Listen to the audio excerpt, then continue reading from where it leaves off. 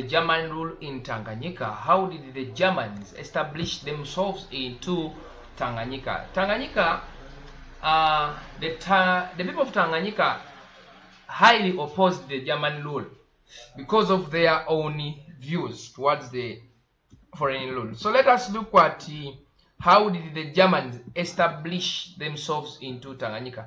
So just like the British rule, the Germans established their rule by using several methods. So here we're going to look at the methods these people employed to establish themselves into southern Tanganyika. The methods they employed to establish their leadership into Tanganyika. One, the Germans used the force. Force was one of the methods these people employed to establish themselves into southern Tanganyika. So this involved what they call direct military confrontation with the societies that tried to resist their rule. So the Germans, whenever they saw opposition from different African societies, there was no any question apart from using force. It involved military confrontation. And in this process, many of the Africans ended up losing their lives. Look at the Hehe Rebellion. Hehe Rebellion is a rebellion that was organized by a man called Chifu Nkwawa. MKWA, then WA. Chifu Nkwawa. Chifu Nkwawa was one who led this rebellion, and it was organized against the German rule. Abushir Revolt. This is we call it a traders' war. The Abushir Revolution. They're trying to show you societies that were trying to revolt, trying to oppose, trying to respond negatively. So the Germans established themselves in Tanganyika. They had to apply force more so on the societies that were against. We are saying no, the anti-Germany societies.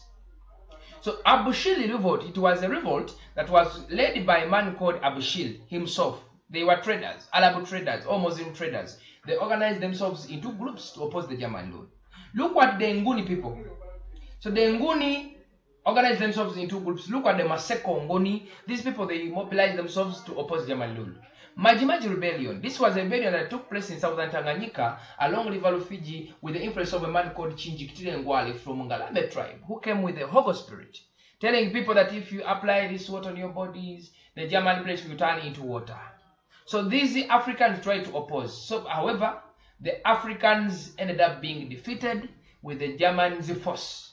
So this helped the Germans now to establish themselves into East Africa. After them applying force and defeating Africans, Africans had nothing to do but to accept German rule into the area.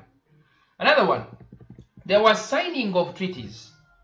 This is another method the Germans employed to establish themselves into East Africa, the Tanganyika. They signed several treaties, treaties with the Africans. We can call them treaties or pacts or covenants. So they signed several covenants with African personalities. Look at a man called Karl Peters. Karl Peters, a German trader and an imperialist, was instrumental in signing of agreements. He signed with the chief of Usagara and the Ujigu and the Umbara societies. So the chief of Usambara, chief of Ugara, this man, Karl Peters, signed peaceful agreements with them. This was also another way of establishing themselves into Tanganyika. Why are we saying this? That when he signed the treaties with them, actually there was promise of protection and free association in the treaties. So they were like, Germans are free to associate with us, they are free to enjoy everything that we're enjoying. So these treaties protected the Germans. There was another method of establishing themselves into Tanganyika. There was employment of collaborators. So the Germans used the collaborators in the establishment of their leadership into Tanganyika. So these were to spread German rule in Tanganyika. Chief Malele of Sangu and the Mandela of Kilimanjaro. All these people helped in establishing the German rule. Why? They acted as the microphone or the amplifier for their German rule. So this also helped them to establish themselves into southern Tanganyika.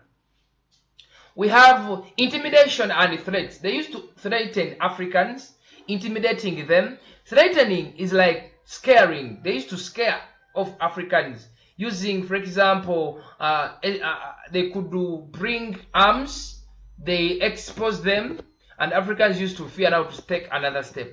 Just like the case in Uganda, whenever we are going for elections, what the government does to threaten the Ugandans, to put fear, to intimidate them, is to, what they do, they put, for example, when we are going for elections, you normally see soldiers everywhere.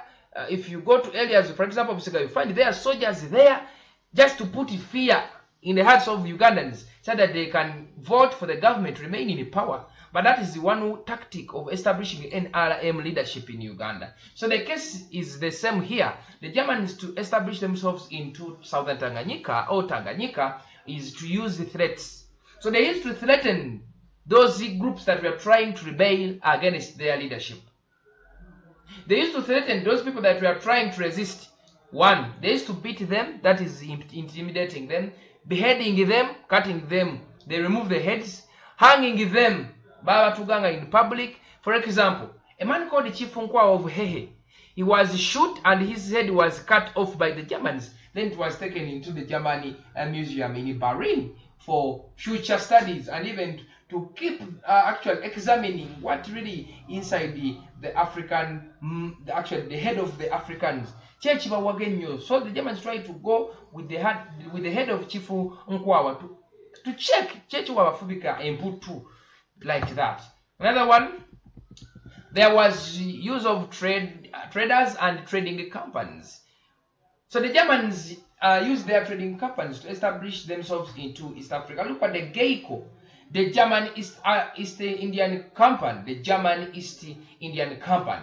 So this is the company that the Germans used to give loans to farmers and do some projects. These companies established roads, hospitals that helped in the German domination of Tanganyika. People like Karl Peters and his trading company, Geico, these funded the German administration and provided what we call initial manpower. So these companies also helped in signing treaties, putting their reforms, and even calling for home support.